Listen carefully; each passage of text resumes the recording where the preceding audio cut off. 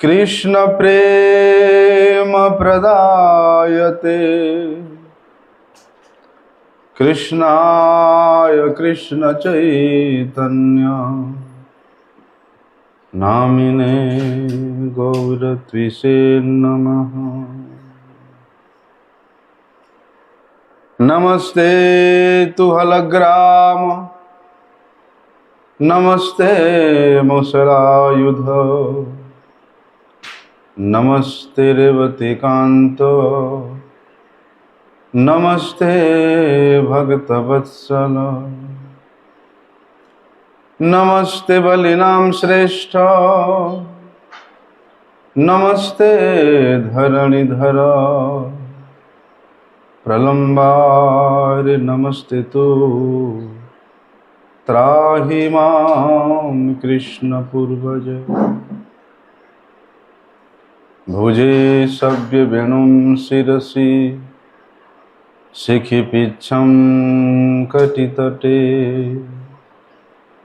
दुकुलं नेत्रान्ति सहचरि कटाक्षं च विदधते सदा श्रीमद्वृन्दावनवसति लीला परिचयो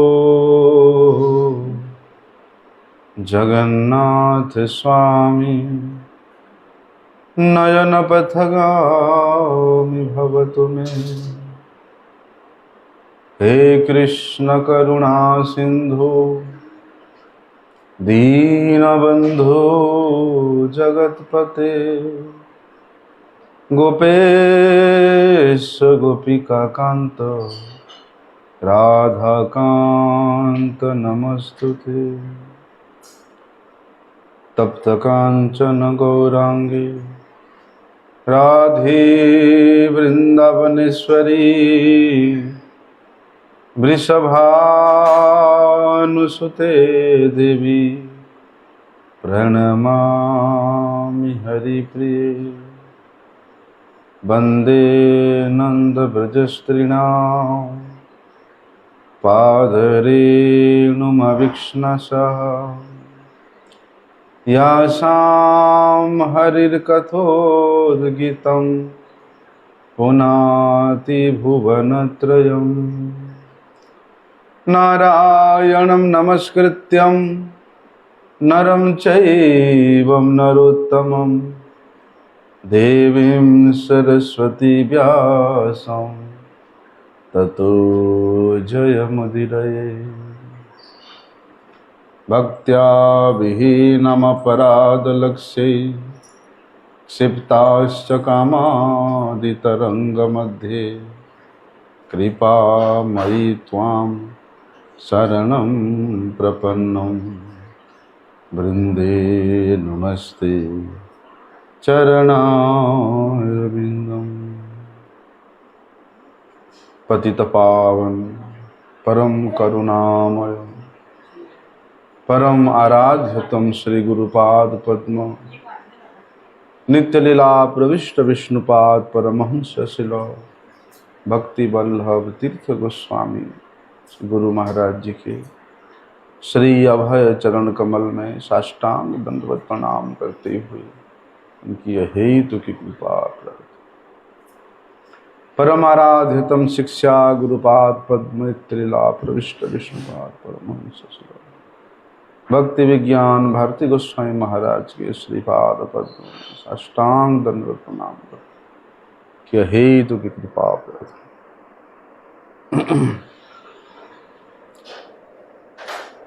कल हम लोगों ने श्रवण किया था कि महाराज परीक्षित भगवत धाम को वापिस जाने का अत्यधिक उत्कंठा लेकर के वे गंगा जी के तट पे आकर के विराजमान हुए हैं और संपूर्ण पृथ्वी के राजा अपने राजत्व को छोड़ करके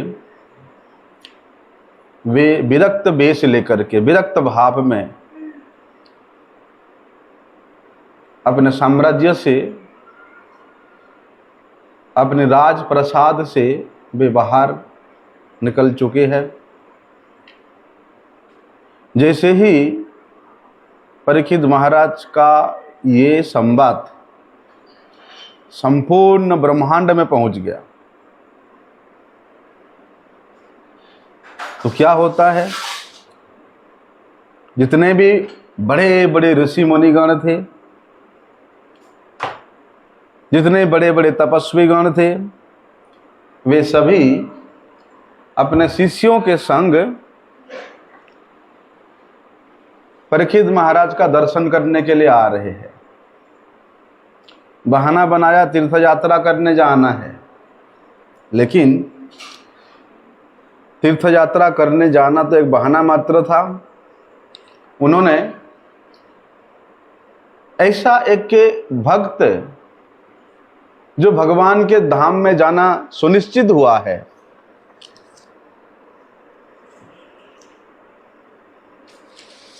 कि वे भगवान के धाम को जाएंगे, ये सुनिश्चित है। और जब कोई भक्त भगवान के धाम में हमेशा के लिए, नित्य के लिए प्रयाण कर रहा है, उस समय उसका दर्शन बड़े ही सौभाग्यशाली जीवों को प्राप्त होता है। इसलिए जितने बड़े बड़े ऋषि मुनिगण उस समय थे, वे सभी के सभी गंगा जी के तट पर आ रहे हैं, क्योंकि वो खबर तो चारों दिशाओं में, ब्रह्मांड के चारों दिशाओं में फैल गया था। और भैया ऐसा अवसर को कौन खोने दे। कोई साधारण राजा तो नहीं थे, पांडवों के वंशज पौत्र, और भगवान जिनको माता के गर्भ में ही दर्शन दिया था, उनका रक्षा किया था, और जो भगवान के परम प्रिय भक्त है, उनसे भेंट करने के लिए ये तमाम बड़े बड़े ऋषि मुनि तपस्वीगण वहां पधारे हैं। वास्तव में ऐसे भक्त, ऐसे वैष्णव, ऐसे ऋषि जिनका आगमन मात्र से ही तीर्थ परम पवित्र हो जाता है, इसलिए भगवत भक्तों को, वैष्णव जनों को, उनको चलता फिरता तीर्थ के नाम से कहा जाता है कि वे चलते फिरते तीर्थ है। जैसे संसार के लोग तीर्थों में जाकर के स्नान इत्यादि करके अपने पाप तीर्थ में छोड़ के आ जाते हैं,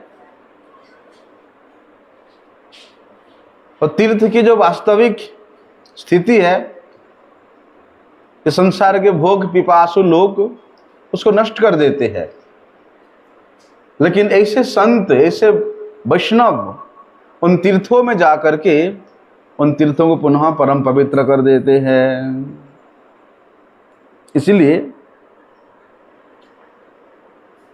ये जो ऋषि मुनिगण है, ये तो कोई साधारण नहीं है, त्रिकालदर्शी है। ये पहले से अनुमान लगा चुके थे कि भैया अब तो जीवन के सर्वोत्तम फल प्राप्त होने वाला है,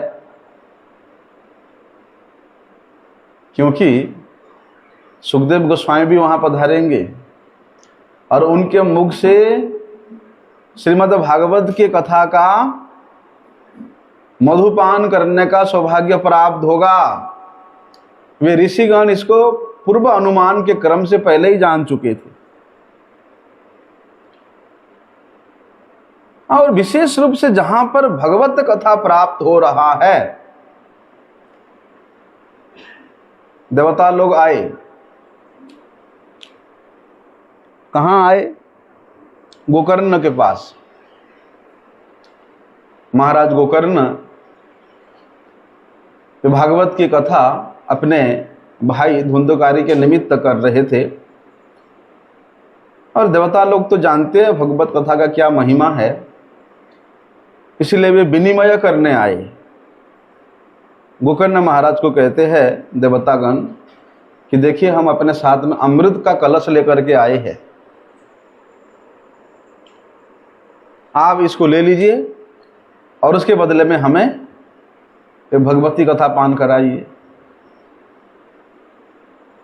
बोलते स्वर्ग के अमृत के साथ भागवत के कथा को तुलना करने मात्र से वे कितना क्रोधित हो गए थे।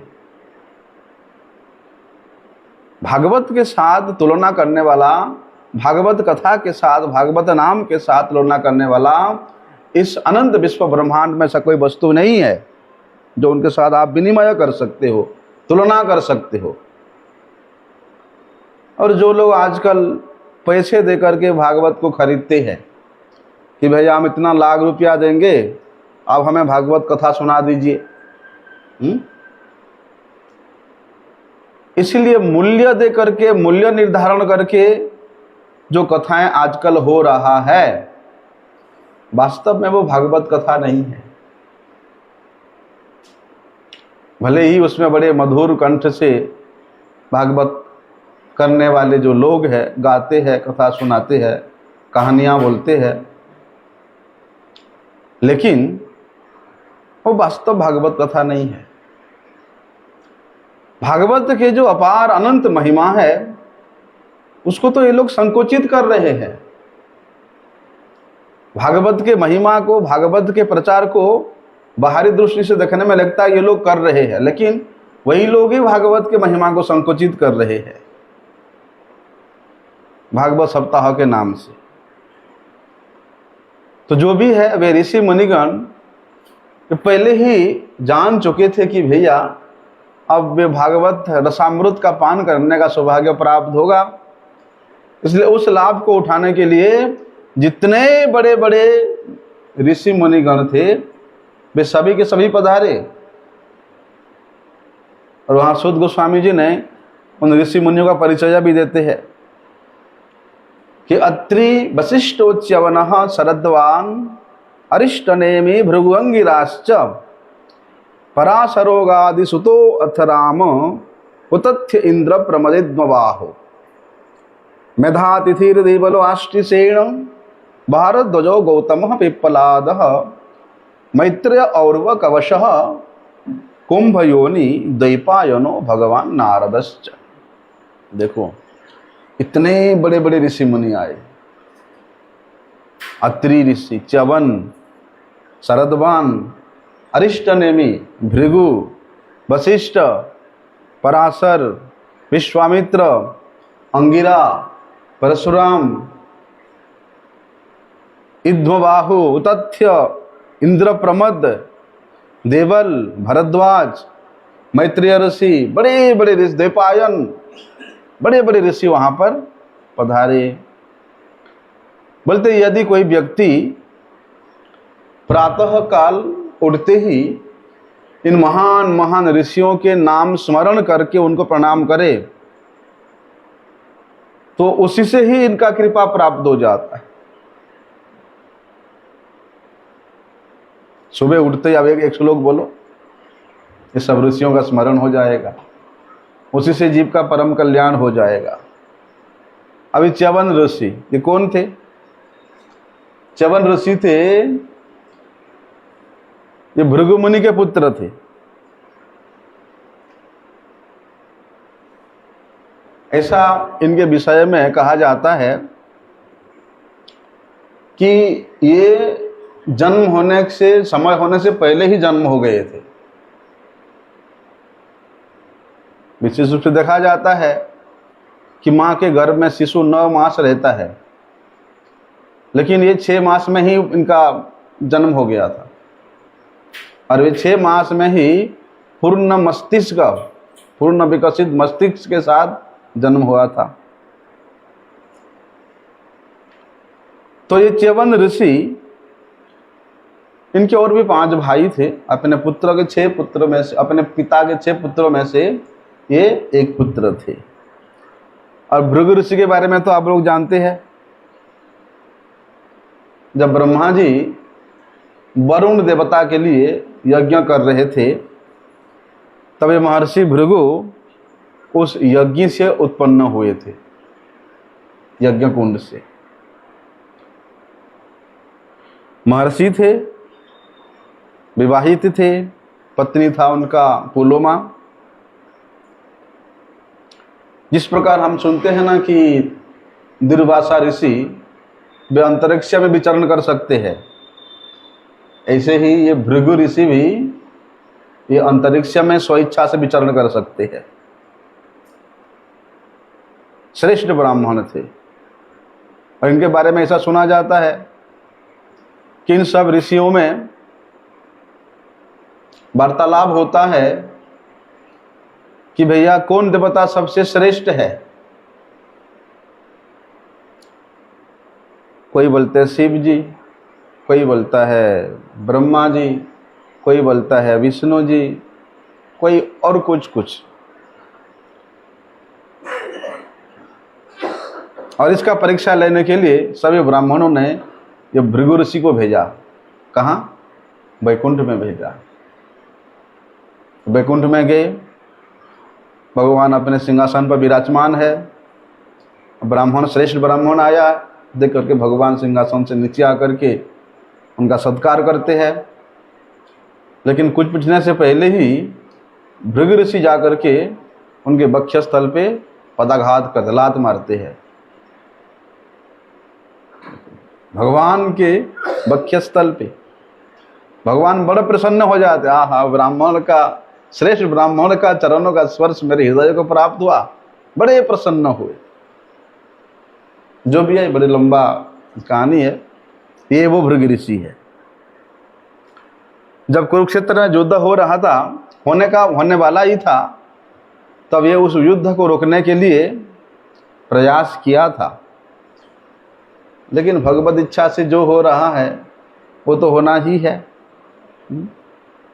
भृगु संहिता नामक ग्रंथ आप लोगों ने सुना होगा, जिस भृगु संहिता में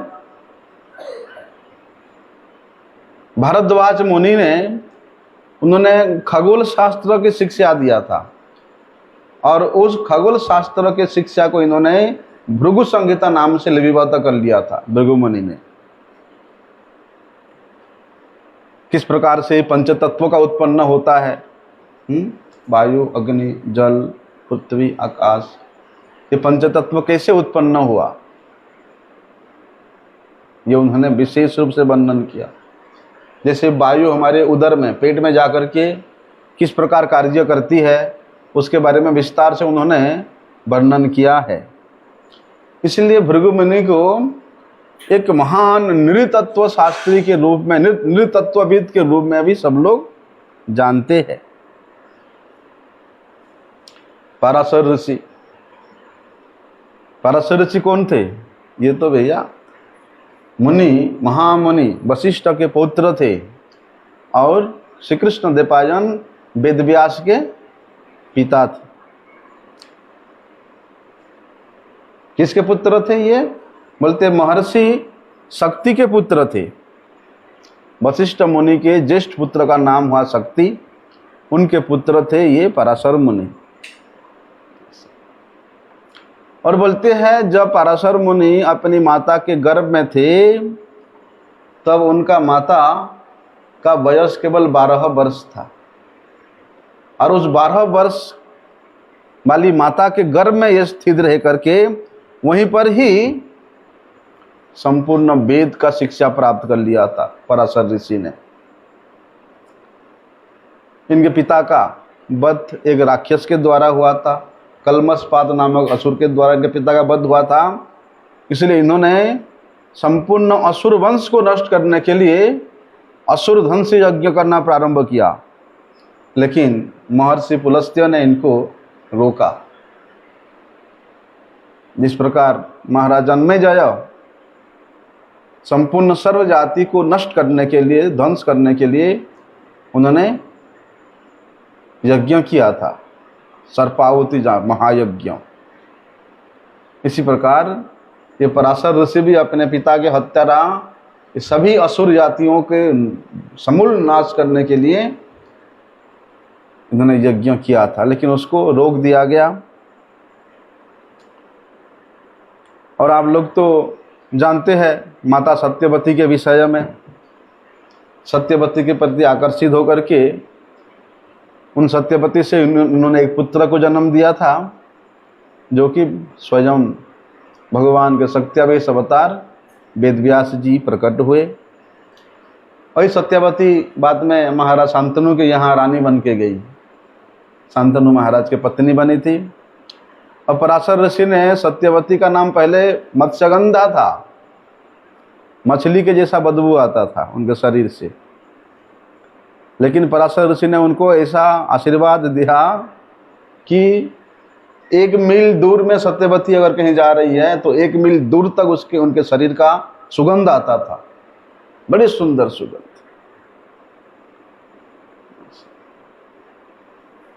पराशर ऋषि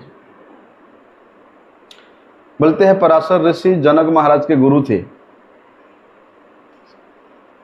और शिव जी का परम भक्त थे। बहुत से शास्त्रों में पराशर ऋषि के कृतित्व के बारे में वर्णन आता है। विश्वामित्र ऋषि भी वहां पहुंचे थे। विश्वामित्र का नाम तो आप लोगों ने सुना होगा। ये विश्वामित्र ऋषि ये अपने तपस्या और योग शक्ति के बल से ऐसा ऐसा कार्य किया आप सोच नहीं सकते हो। पहले ये क्षत्रिय राजा थे, कान्यकुब्ज, आजकल जिसको कन्नौज बोलते हैं, वहाँ के एक बड़े शक्तिशाली राजा थे। क्षत्रिय कुल में जन्म हुआ था, लेकिन उन्होंने आध्यात्मिक शक्ति प्राप्त करने के लिए उसी क्षत्रिय शरीर से ब्राह्मण बन गए थे। कैसे हुआ था? ये विश्वामित्र जी राजा तो थे ही, शक्तिशाली राजा। वशिष्ठ मुनि के साथ इनका झगड़ा हो गया था।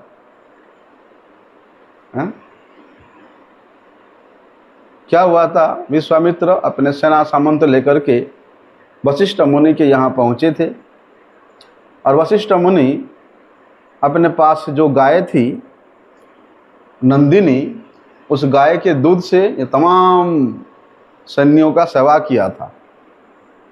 वशिष्ठ मुनि के उस नंदिनी गाय को देख करके राजा विश्वामित्र का लोभ हुआ और उन्होंने उसको मांगा, लेकिन वशिष्ठ मुनि उसको नहीं दिया।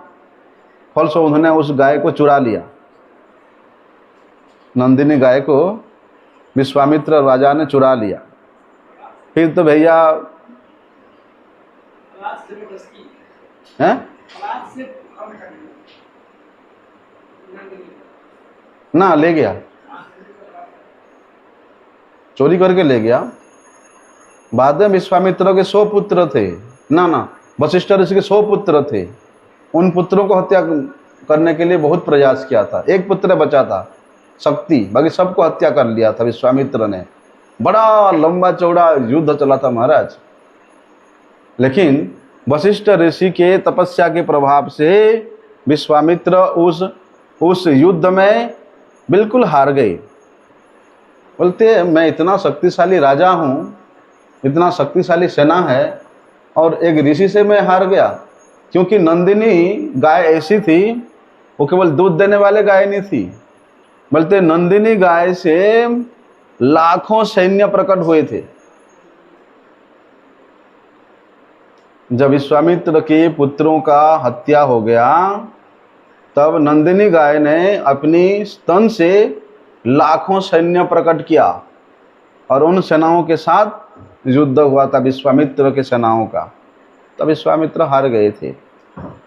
वे बड़े खिन्न हुए कि एक ब्राह्मण से मैंने हार गया।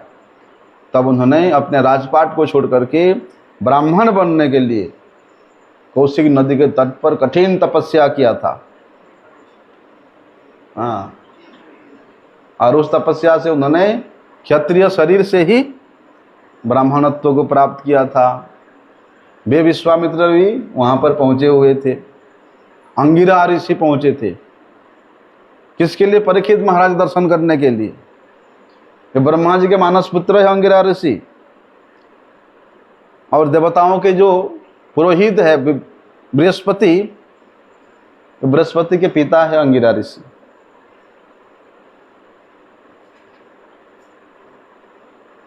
उतथ्य ऋषि, ये महर्षि अंगिरा के 3 पुत्र थे, उनमें से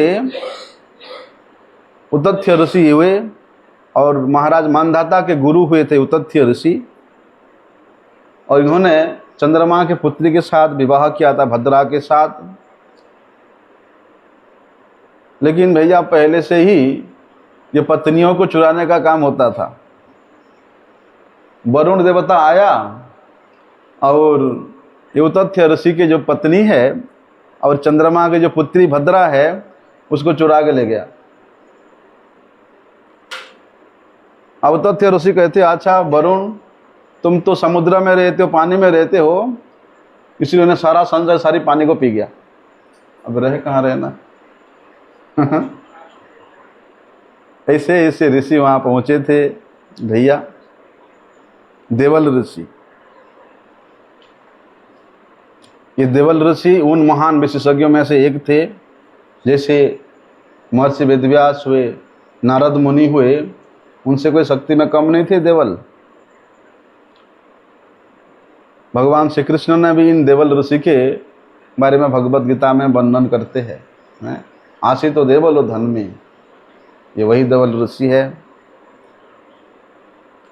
और बोलते हैं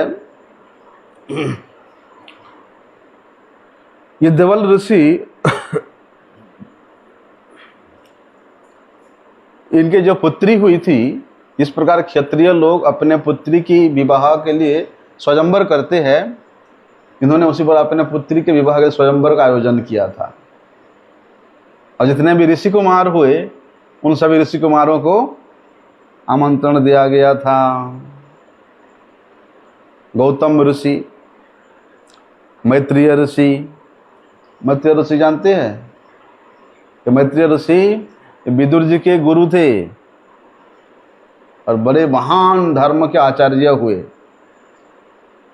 तो ये मैत्रेय ऋषि ने धृतराष्ट्र को सलाह दिया था कि देखो, पांडव जो है तुम्हारे छोटे भाई के पुत्र है, इसलिए तुम उनको अपने पुत्र जैसा मान करके ही व्यवहार करना। लेकिन धृतराष्ट्र ने उनका बात को नहीं माना था, तो मैत्रेय ऋषि ने उनको श्राप दिया था। क्या श्राप दिया था? कि तुम अपने कुल सहित विनाश को प्राप्त हो जाओगे। और वही हुआ। गौतम ऋषि वहां पर पधारे थे। आप लोगों ने सुना ना, अहल्या का नाम सुना होगा, जो पाषाण हो गई थी, भगवान श्री राम के चरण स्पर्श से पुनः वो अपने स्वरूप को प्राप्त हुई थी। उनके पति गौतम ऋषि ने ही उनको श्राप दिया था। वे गौतम ऋषि भी वहां पधारे हुए थे। तो वहां सूत गोसाई बता रहे हैं कि भैया अन्येच देवर्षि ब्रह्मर्षि वर्त्या राजर्षि वर्त्या अरुणोदयश्च नानार्षय प्रवरान समेतान अभ्यर्च राजा शिरसा बवंदे। देखो, चाहे व्यक्ति कितने भी उच्च पदवी में क्यों ना हो, यदि वे झुकना सीख गया अपने गुरुजनों के सम्मुख, अपने से ज्येष्ठ के सम्मुख झुकने वाला शिष्टाचार यदि सीख गया, तो वो व्यक्ति चाहे कितने उच्च पदवी हो, चाहे कितना नीचा भी हो, वो अत्यधिक सम्मान के योग्य होता है। महाराज परीक्षित जितने भी वहां ऋषि मुनि आए थे, शिष्यों सहित सभी को अत्यंत उत्तम शिष्टाचार से युक्त होकर के सबको अत्यधिक सम्मानित किया, सबको प्रणाम किया सिर झुका करके। अरे यहां तक देखो ना, यदि कोई व्यक्ति अपराधी भी है, यदि वे सिर झुका करके शरणागत हो जाता है तो उसको माफ कर दिया जाता है। कली एक ऐसा कुकार्य कर रहा था, गाय को और बैल को मारने का प्रयास कर रहा था। बार बार अपनी जूती से लात मार रहा था और तलवार लेकर के उनके पैर को काटने के लिए प्रयास कर रहा था। और परीक्षित महाराज के साम्राज्य में ऐसा हो रहा है, इसलिए परीक्षित महाराज उस कली रूप शूद्र राजा को मारने के लिए जब उद्यत होते हैं तो वे साथ साथ परीक्षित महाराज के चरणों में गिर पड़ता है, उनके शरणागत हो जाता है, उनके चरणों में शीश नमाता है। परीक्षित महाराज उसको भी माफ कर दिया। इसलिए व्यक्ति यदि भक्ति में आगे बढ़ना चाहे तो उसको अत्यंत विनित भाव से, चाहे छोटे हो चाहे बड़े हो। हमने हमारे गुरुजी को देखा, चाहे छोटे से शिष्य भी गुरुजी के पास जाते तो गुरुजी किसी को तू या तुम ऐसे बोलते हमने नहीं देखा, सबको बड़े सम्मान करते थे। उनके गुरु भाई चाहे छोटे हो बड़े हो जाते तो गुरुजी पहले ही विनीत भाव से नतमस्तक हो जाते थे।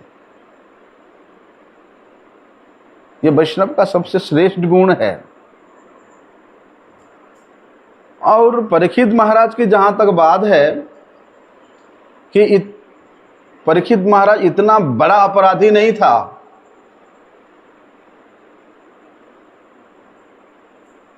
ऐसा कुछ परिस्थिति था, अत्यंत प्यासे थे, पानी नहीं मिला तो पानी पीने के कारण और भगवत इच्छा के कारण सिर एक मृत सर्प उस ब्राह्मण ऋषि के गले में डाल दिया था, इतना ही किया था।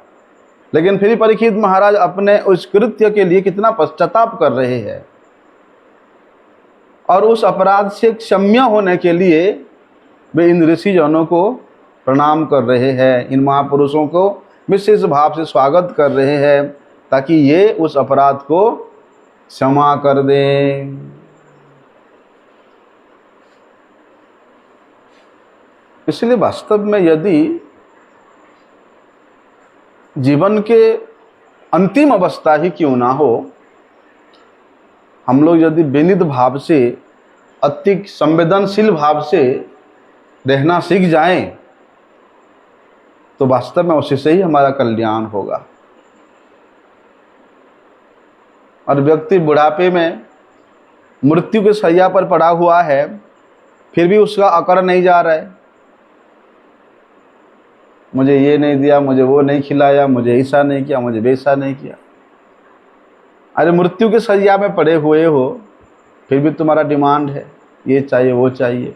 नहीं, यथा लाभे संतुष्ट जीवन यदि वे उस समय भी अपना ले तो सामने वाला व्यक्ति यद्यपि वे किसी प्रकार का कोई किसी को दुख नहीं पहुंचाया, कष्ट नहीं पहुंचाया, कोई अपराध नहीं किया, फिर भी सामने वाला व्यक्ति सोचता है कि अरे कितना दिनहीन भाव से मुझे बोल रहा है, कर लेता हूं, सेवा क्या है, माफ कर लेता हूं। और भैया परीक्षित महाराज वे तो भगवान के धाम में जाने के लिए तैयारी कर रहे हैं, इसलिए वे तमाम ऋषि मुनि उनको शुभ कामना प्रदान करने के लिए पधारे हैं। तो परीक्षित महाराज क्या करते कि सुखोपविष्टे स्वतते भूयः कृत प्रमाण स्वचकीर्षितम यत् विज्ञापयामास विविक्त चेता उपस्थितो अग्रे अभिगृहीत पानी। महाराज परीक्षित पहले से ही निश्चित कर लिया था, जैसे ही उन्होंने खबर मिला कि 7 दिन के अंदर 7वां दिन में तक्षक के दंशन से उनका मृत्यु हो जाएगा, वे तत्क्षणात घर द्वार सब कुछ छोड़ दिया और ये संकल्प ले लिया था, निश्चय कर लिया था कि भैया गंगा जी के तट पर जाकर के उपवास करके भगवान चिंतन करते करते शरीर त्याग देगा। उनका निश्चय था। लेकिन फिर भी इतनी सारी बड़े बड़े महात्मा ऋषि मुनि पधारे हैं, उनकी क्या इच्छा है या उनके अभिमत को जानने के लिए बड़े विनित भाव से नियम पूर्वक परीक्षित महाराज उन ऋषि मुनियों के चरणों में निवेदन कर रहे हैं कि मुझे क्या करना चाहिए। यद्यपि अपना संकल्प है, निश्चय है, फिर भी अपने से कोई श्रेष्ठ है उनसे पूछना अवश्य चाहिए, क्योंकि वे श्रेष्ठ व्यक्ति जो निर्धारण करते हैं वो वास्तव में श्रेष्ठ के रूप में ही पुष्ट होता है, बात पक्की हो जाती है। देखना ना, जब किसी का समाज में भी शादीशुदा होता है तो ऐसे वयोवृद्ध लोगों को लेके जाते हैं, वे लोग वहां बात को पक्की करके आते हैं, है ना, आजकल भी होता है इसे। तो परीक्षित महाराज उन ऋषि मुनियों की क्या इच्छा है उसको जानने के लिए वे अपने इच्छा को व्यक्त किया, अर्थात एक प्रकार से उनसे वे आदेश लिया या उनका कृपा प्राप्त करने के लिए इस प्रकार प्रार्थना कर रहे हैं।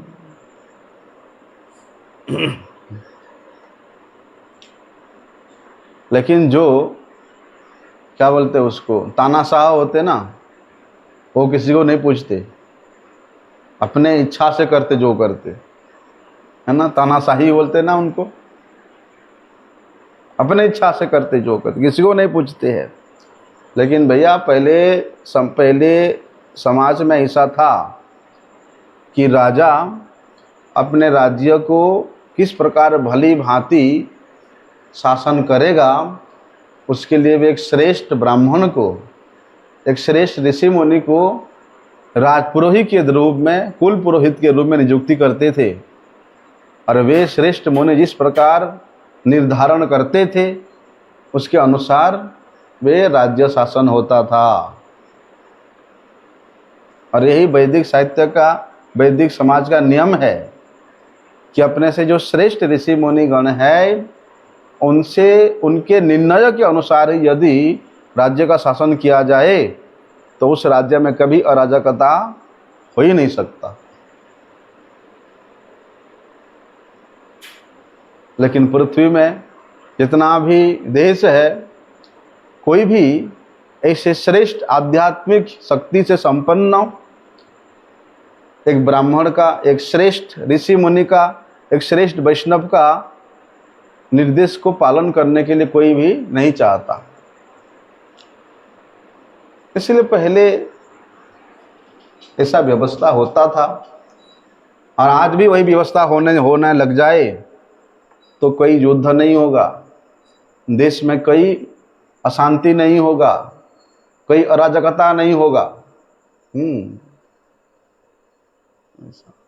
एक राजा थे, धर्मांगद राजा। वे अपने राज्य में एक नियम लागू किया था कि मेरे देश में जितने भी प्रजा है उन सबको एकादशी व्रत पालन करना पड़ेगा।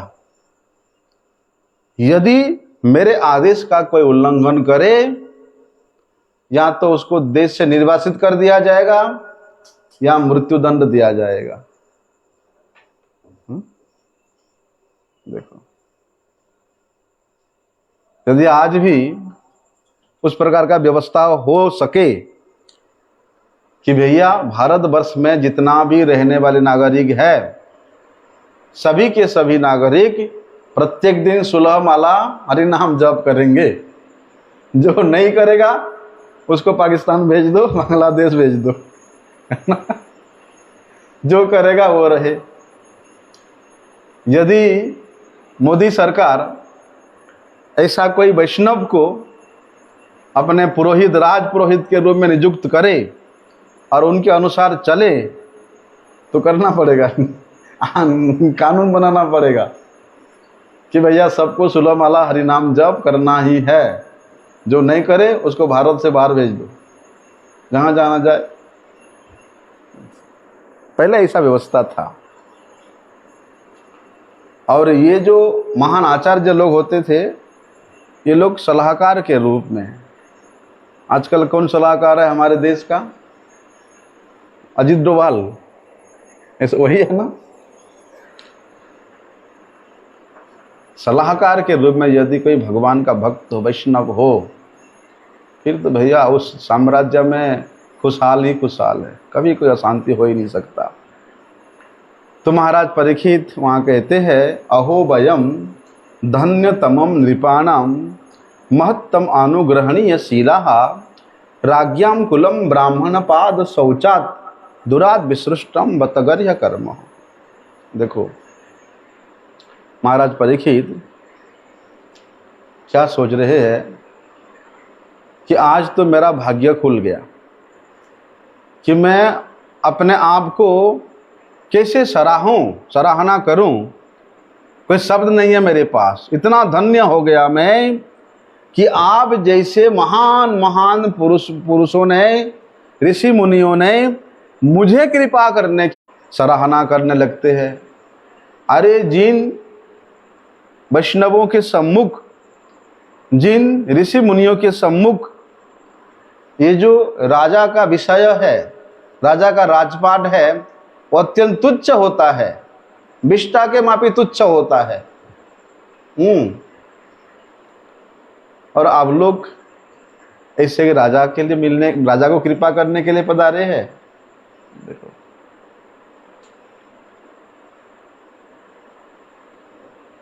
भाई, नियम तो ये है कि जो मल मूत्र होता है उसको काफी दूर जा करके डालना चाहिए।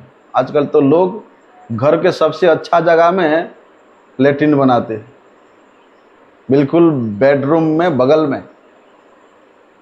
पहले जमाने में ऐसा नहीं था, इसलिए तो आजकल घर अपवित्र हो जाता है।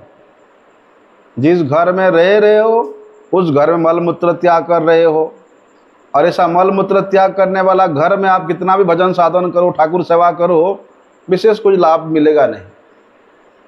यहाँ हमारा हृदय भी इतना पवित्र होगा नहीं, यहाँ जो एक अति उत्तम चिंतन होना चाहिए वो भी नहीं होगा।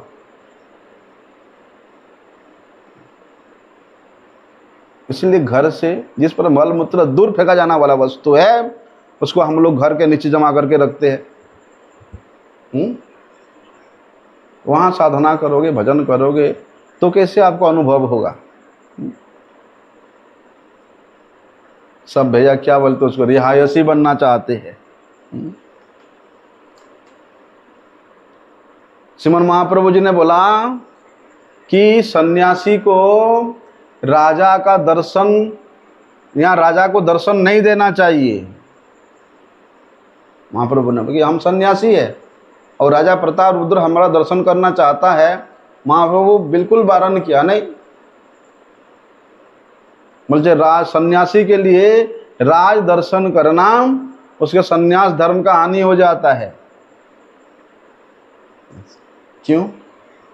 क्योंकि राजा के पास इतना भोग विलास की वस्तुएं होती हैं, उसके संस्पर्श में सन्यासी कभी आना ही नहीं चाहता है। इसलिए यहाँ पर एक प्रकार से परीक्षित महाराज कहते हैं कि दुरात विसृष्टम बतगर्ह्य कर्म, कि हे भगवान, हे ऋषि मुनिगण, हे महापुरुषगण, विषय को, राजा के वैभव को आप लोग तो उस प्रकार त्याग देते, मलबत त्याग देते हो, और मेरे जैसा एक निकृष्ट राजा के प्रति कृपा करने के लिए आप लोग पधारे हैं। इसलिए मेरे से सौभाग्यशाली और कौन हो सकता है।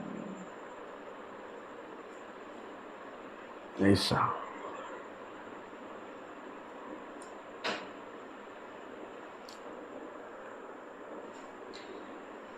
और यहां तक बताया है कि भैया राजा या जो करोड़पति लोग हैं, उनके साथ यदि किसी विरक्त सन्यासी का घनिष्ठ संबंध है तो बोलते हैं वो आत्महत्या करने से भी और गिरा हुआ व्यक्ति है।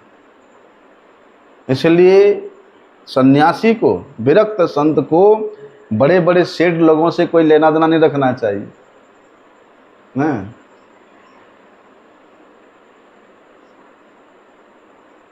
नहीं रखना चाहिए। लेकिन आजकल तो भैया जितने बड़े सन्यासी है उतने बड़ा करोड़पति सेठ उसका खास आदमी है। करोड़पति आदमी आएगा, लखपति आदमी आएगा तो उसका उसके नाम का जय जयकार देगा, हैं? नहीं, ये शास्त्र में मना है। जो आध्यात्मवादी है, जो आध्यात्मिक उन्नति करना चाहता है, उनको ऐसे लोगों की संगति से दूर रहना चाहिए।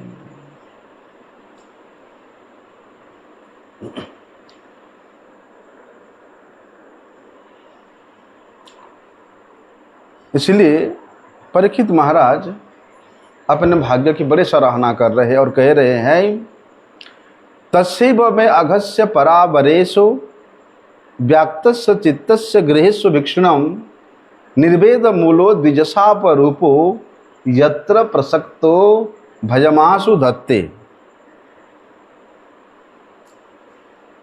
देखो, परीक्षित महाराज उस परिवार से है, पांडव परिवार से, और पांडव परिवार ऐसे स्थिति में थे कि भगवान के सबसे अधिक घनिष्ठ भगवान श्री कृष्ण अत्यधिक समय तो इनके साथ व्यतीत किया। जितना समय वे द्वारिका में यादव गणों के साथ व्यतीत नहीं किया, उससे अधिक समय पांडवों के साथ व्यतीत किया। और इतना प्रेम संबंध पांडवों के साथ, और ऐसे परिवार में परीक्षित महाराज का जन्म हुआ था। इसलिए बोलते हैं ना, अगर एक भक्त के परिवार में किसी का जन्म होता है तो बचपन से भक्ति करने का सुयोग उसको मिलता है। हैं? एक चोर के परिवार में जन्म लेना वाला शिशु वो चोर बनना चाहेगा। इसलिए परीक्षित महाराज को बचपन से ही, जैसे ही वे मां के गर्भ से निकले, प्रकट हुए, पैदा हुए, ऐसे ही उन्होंने किसी को नहीं देखा, उस भगवान को ढूंढ रहे हैं। जितने लोग सम्मुख में थे कि जिसने चक्र लेकर के, सुदर्शन चक्र लेकर के मुझे मां के गर्भ में बचाया था, वो कहाँ है? देखो, जन्म लेते ही उनको ढूंढ रहे हैं। इसलिए स्वाभाविक रूप से भगवान के सानिध्य प्राप्त करने के लिए जैसा एक दिव्य आसक्ति होना चाहिए, उसकी शिक्षा तो छोड़ो, उनके स्वभाव में ही बसा हुआ था। लेकिन फिर भी परीक्षित महाराज को लग रहा था कि मुझे इतना बड़ा साम्राज्य का राजा बना दिया, हैं, इतना वैभव दे दिया, तो वो सारी वैभव, वे सब साम्राज्य एक प्रकार से उनको बंधन जैसा लगने लगा था। और भगवान तो अपने भक्त के सभी इच्छा को जानते हैं, और भगवान की इच्छा से व्यवस्था ऐसा हुआ कि उनको वे सब छोड़ करके आज विरक्त भाव से गंगा जी के तट पे बैठना पड़ा है। और जो विशेष रूप से भगवान का प्यारा भक्त है ना, उसके लिए ही भगवान ऐसा व्यवस्था करते हैं, सबके लिए नहीं करते हैं, उसके लिए करते हैं। देखो, अर्जुन भी लड़ना नहीं चाहता था, किसी को मारना नहीं चाहता था, और किससे लड़ेगा? अपने ही भाइयों से। मना कर दिया। लेकिन भगवान तो जानते हैं अर्जुन का प्रिय है, कि मेरे प्रिय कार्य करने से ही अर्जुन का परम कल्याण होगा। अब भगवान का प्रिय कार्य की इच्छा क्या है कि ये सब अधर्मी लोगों का विनाश करके, राक्षस प्रवृत्ति राजाओं का विनाश करके धर्म रूपी महाराज युधिष्ठिर के शासन को स्थापित करना है। इसके लिए देव प्रकट हुए हैं, यदा यदा हि धर्मस्य ग्लानिर्भवति भारत, है ना। तो भगवान ने अर्जुन को निर्देश दिया कि मेरा इच्छा है कि तुम युद्ध करो और जितना अधर्मी है इन सब का विनाश करो। अर्जुन ना ना ना ना करता रहा, नहीं भगवान मैं नहीं करूंगा, नहीं करूंगा, नहीं करूंगा।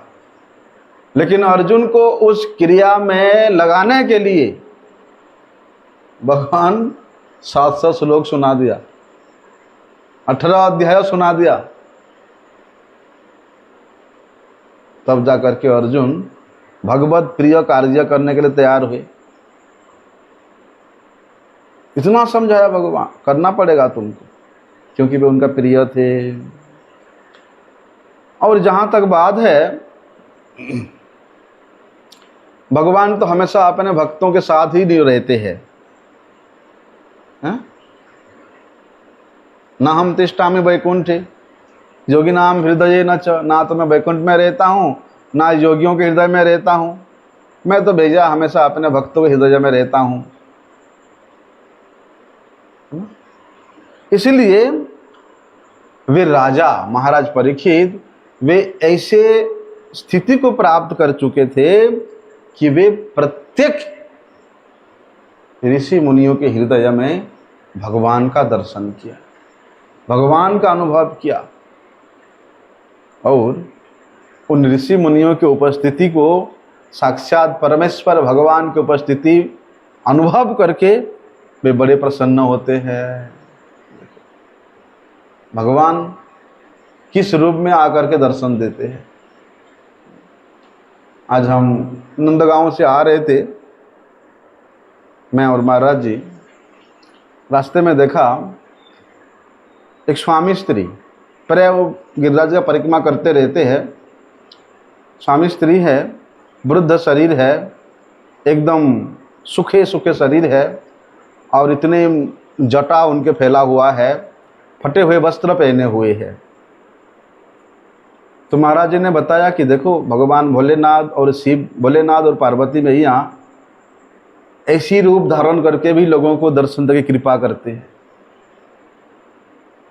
उनका स्वरूप भी बड़े दिव्य स्वरूप था। इसी प्रकार भगवान प्रत्येक रूप पर प्रकट नहीं करके वे भक्त के रूप में, वैष्णव के रूप में, आचार्य के रूप में, गुरु के रूप में साक्षात प्रकट होकर के वे कृपा करते हैं, दर्शन देते हैं। इसलिए महाराज परीक्षित उन सब ऋषि मुनियों के हृदय में भगवान का अनुभव करके, या स्वयं भगवान ही इतना रूप में प्रकट होकर के मुझे कृपा करने के लिए, मुझे अपने धाम ले जाने के लिए ये सब पधारे हैं। कैसा उनका भावना है।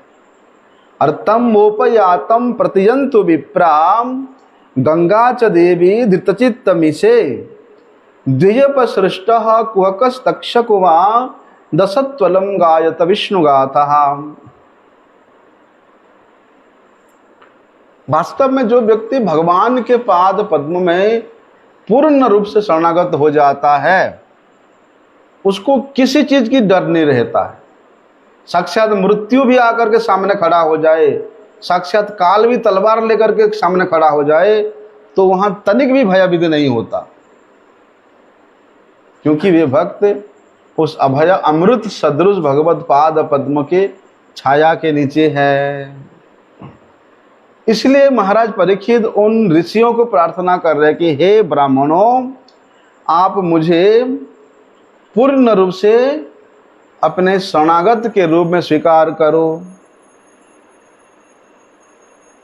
और माता गंगा के चरण में प्रार्थना कर रही है कि हे माता गंगा, गंगा च देवी धृतचित्तमिषे, हे माता गंगा, आप भी तो भगवान के प्रतिनिधि स्वरूपा है, इसलिए मैं आपके चरणों के शरण में आया हूं, आप भी मेरे शरण को स्वीकार करो। और परीक्षित महाराज के हृदय में तो भैया पहले से ही भगवान के पाद पद्म विराजमान है। अब चाहे तक्षक आए, चाहे वो ब्राह्मणों बालक के द्वारा बनाया हुआ और कोई ऐसे माया जाल का कोई भी आए, बोलते आई मुझे क्या लेना देना है, मेरे शरीर को डसेगा, शरीर मरेगा, मरने तो मुझे क्या लेना देना है। देखो किस स्थिति में परीक्षित महाराज थे, हैं कि द्विजोपसृष्ट कुहकस तक्षकोवा, कि उन ब्राह्मण बालक के द्वारा प्रेरित तक्षक हो या ऐसा कोई कुहक, कोई जादू हो उसके पास, जिससे मेरा मृत्यु हो जाए वो आए, अभी आए, मुझे कोई चिंता नहीं है। क्यों? क्योंकि हे ऋषिगण, आप लोगों के चरण में यही प्रार्थना है कि आप लोग मुझे केवल और केवल मात्र भगवान श्री हरि के लीलाओं का श्रवण कराते रहिए, उनका गुणगान कीर्तन मुझे सुनाते रहिए। क्योंकि भैया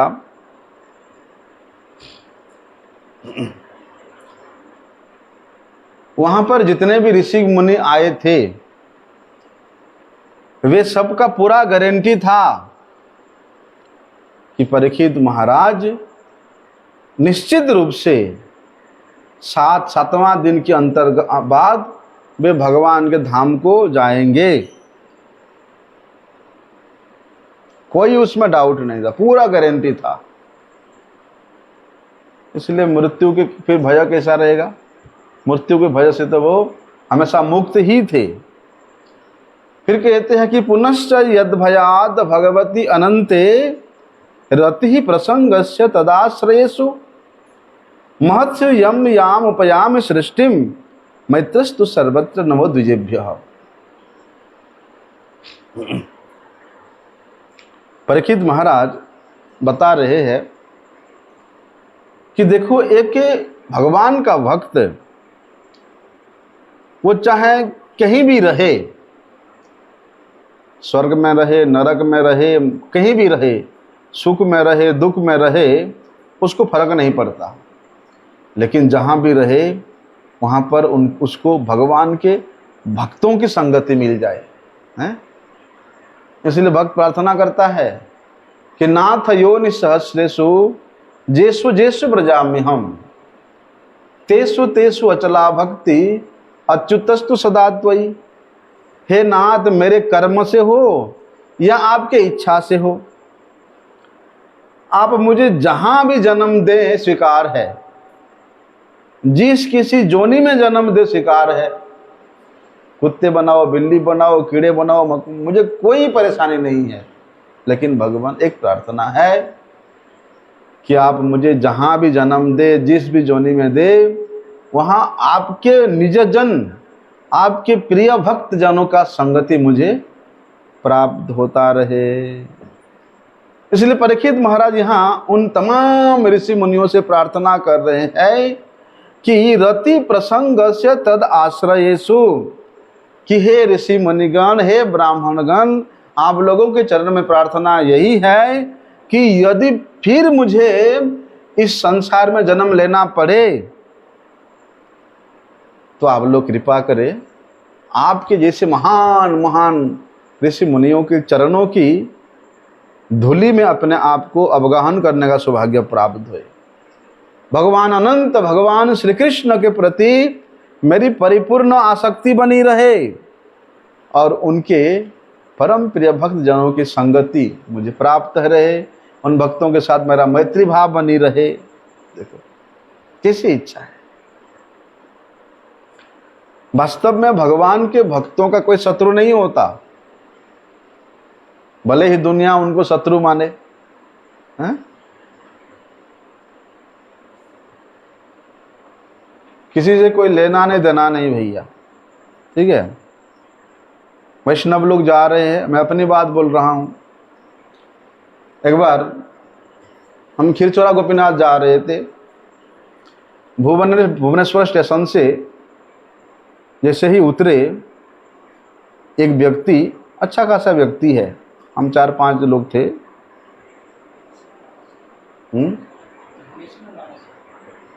वो व्यक्ति ट्रेन से उतरते ही इतना गालियां देना शुरू किया हम लोगों को, ना हम जानते हैं, ना लेना ना देना। मतलब वो जितने भी भक्त लोग हैं, साधु जन है, उसका शत्रु है। हमने बोला तो बोलते रहे, जो हम कुछ नहीं बोल के हम दूसरी ट्रेन में चले गए। इसलिए भगवान के भक्त का कोई शत्रु नहीं होता, भले ही दुनिया उनको शत्रु माने। और विशेष रूप से भगवान का भक्त, ऐसे जो अभक्त है उनका संगति कभी नहीं चाहते। बोलते हैं कि हे भगवान, उस पिंजरा में मुझे बंद कर दो,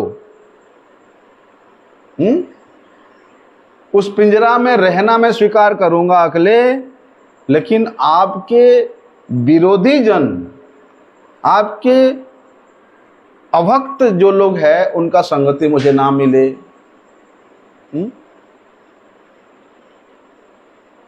उस पिंजरा में अकेले नहीं, यदि उस पिंजरा में एकदम भूखे शेर को छोड़ दिया जाए और वो भूखे शेर के साथ मैं रहना पसंद करूंगा, लेकिन अभक्तों के साथ, आपके विरोध करने वालों के साथ एक निमिष काल भी नहीं। क्योंकि वास्तव में जो भगवान का भक्त होते हैं वो इस प्रकार उनका दृष्टि होता है और भगवान की कृपा से ही होता है, और वे यही चाहते हैं कि संसार के सभी जीव भगवत पाद पद्म में अनुरक्ति हो जाए सभी का। जैसे कि एक पिता अपने पुत्र को हमेशा अच्छा बनाने के लिए प्रयास करता है, हैं?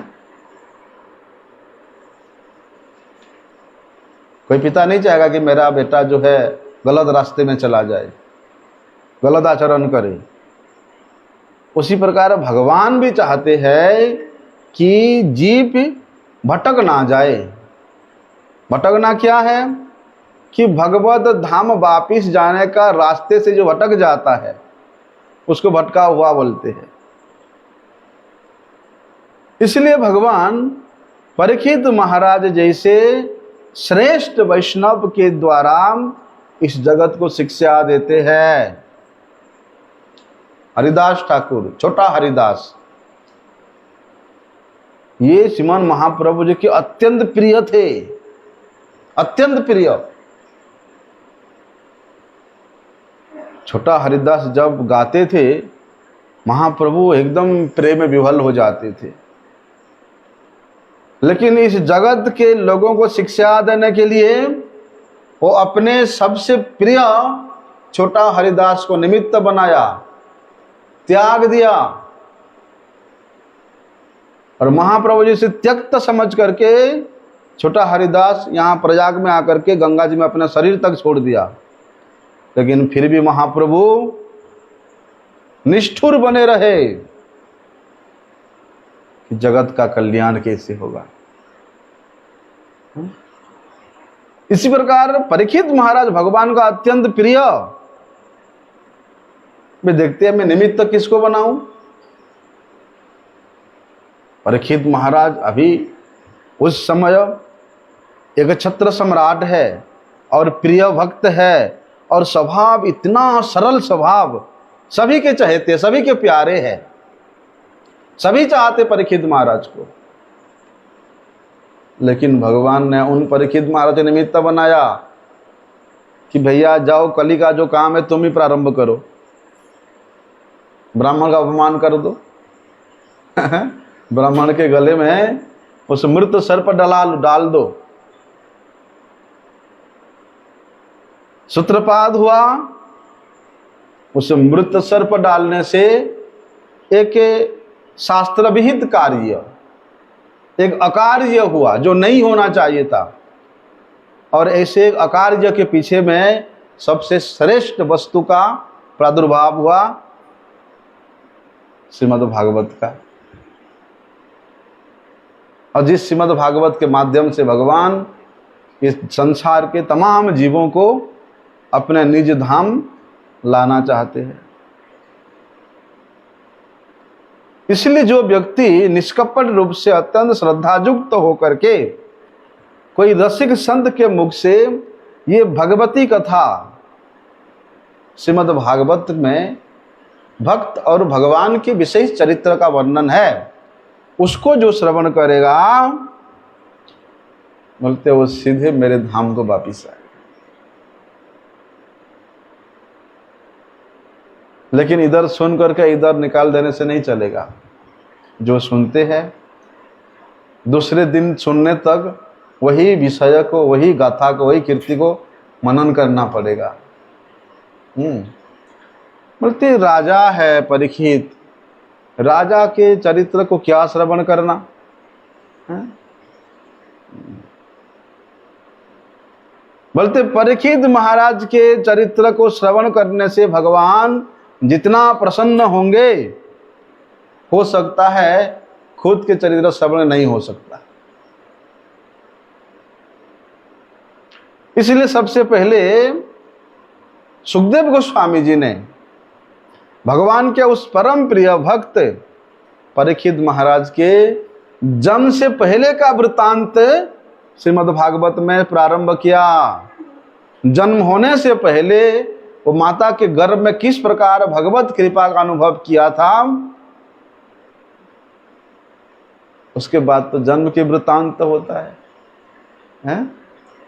जन्म के वृत्तांत के बाद परीक्षित महाराज का ऐसा दिव्य चरित्र हम लोग श्रवण कर रहे हैं। तो निमित्त बनाया भगवान परीक्षित महाराज को और प्रकट कराया श्रीमद् भागवत को। इसलिए महाराज परीक्षित तो भैया निश्चित रूप से भगवान के धाम जा रहे हैं।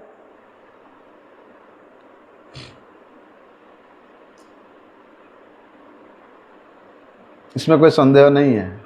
यदि परीक्षित महाराज को भगवान के धाम जाना नहीं होता, कोई बात नहीं, फिर भी उन्होंने जिस तरह से अपने जीवन के लिए उन ऋषि मुनियों के सम्मुख प्रार्थना किया है, उन ऋषियों के प्रति सश्रद्ध होकर के उनके शरणागत हुआ है और उन वैष्णवों के मुख से भगवती कथा श्रवण करने के लिए उनसे प्रार्थना किया है। वास्तव में जीवन की एक पूर्ण विधि यही है। पैसे कमाना, बड़ा मकान बनाना, बच्चों को शादी कराना, बच्चों को पढ़ाना, बच्चों को नौकरी सेट कराना, फिर बच्चों का शादी कराना, पता-पाती होना, ये जीवन की विधि नहीं है।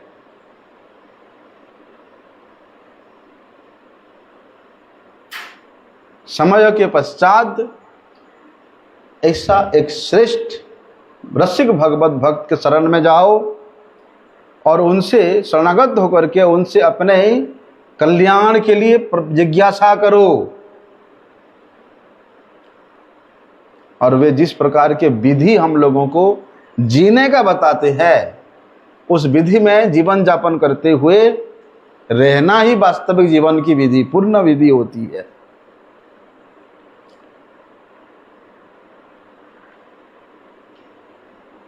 और यहां तक भगवान के भक्तों की बात कहें भैया, यदि साक्षात ब्रह्मा जी के पद भी भक्त को मिल जाए तो भक्त उसको लेना नहीं चाहता है, हैं?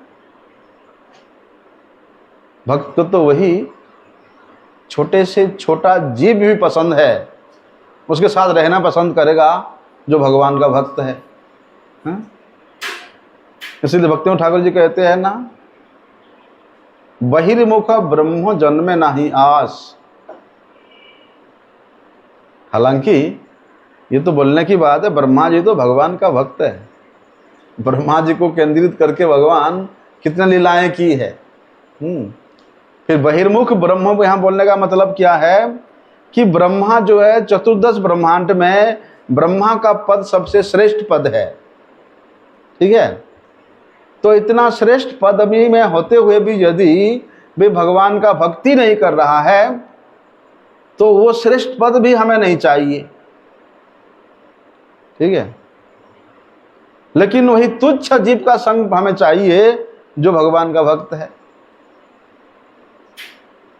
इसलिए परीक्षित महाराज इन सब ऋषि मुनियों से प्रार्थना कर रहे हैं कि हे महापुरुषगण, हे ब्राह्मणगण, हे ऋषि मुनिगण, आप लोगों के चरण में यही निवेदन है कि मैं ऐसे इच्छा लेकर के यहाँ गंगा जी के तट पे आया हूँ और आप लोगों का इसमें क्या अभिमत है, कृपा करके मुझे बताइए। आगे का विषय कल श्रवण करते हैं। वांछा कल्पतरुभ्यश्च कृपा सिंधुभ्यैव च पतितानां पावनेभ्यो